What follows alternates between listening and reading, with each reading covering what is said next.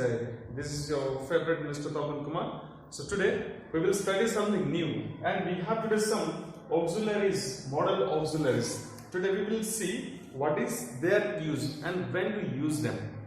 So the first one is ought to, used to, dare, need, must and have to. So we'll study in details with these auxiliaries. So come on, let us start with the ought to. What is this ought to? Ought to is used with duty and obligation. So when we have some obligations, some duties to do, that time this ought to is used. Clear? So for example, you have some moral obligations like helping other, or respecting your parents, or respecting to your teachers and doing your homeworks. So when you have some duty to when you are assigned with some duties, that time you have to use this auxiliaries, that is called ought to. So we say that you ought to respect your elders, you ought to respect your teachers, you ought to respect the poor, the needy, the one who needs help. Clear? Therefore ought to is used with obligation, what is obligatory to do, or our duties, which one we are supposed to do.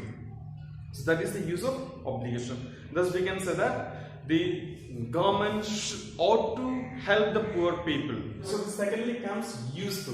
So used to is used with frequent practices in the past. So when we have had some frequent practices in the past and we no longer have that habit, that time we use used to. For example, I used to play cricket when I was young like you.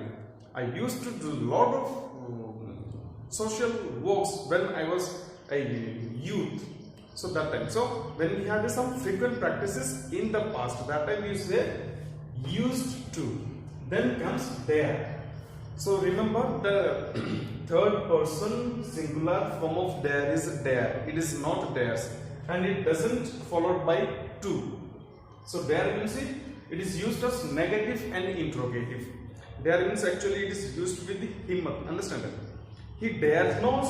So he dare not go there. Means he has no courage, or he is not courageous to go there. Understand? Or dare he talk to like that? Dare he talk to me like that? Or dare he talk to me like this? So it is used with interrogative and also with negative sense. So now comes need. Need has also no third person singular form as needs. So the third person singular form of need is used as need, and it is also used in the same manner as the dare. It's used as the negatives and interrogatives.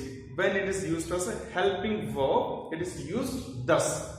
Now comes need. Need is also not followed with to. So when we say need, see, need she come tomorrow? No, she needn't come. So when we say need she come tomorrow, the answer is no, she needn't. Oh, need I come with you to assist you?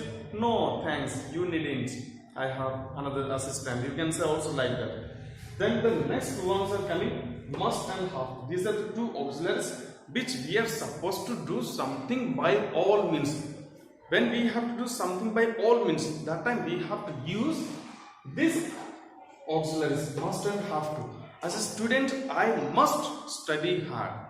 As a chief minister of the state, the chief minister have to. The chief minister must do something for his people. Understand it? So as a son of your parents, you have to respect your parents. So that is also. Thank you. Have a good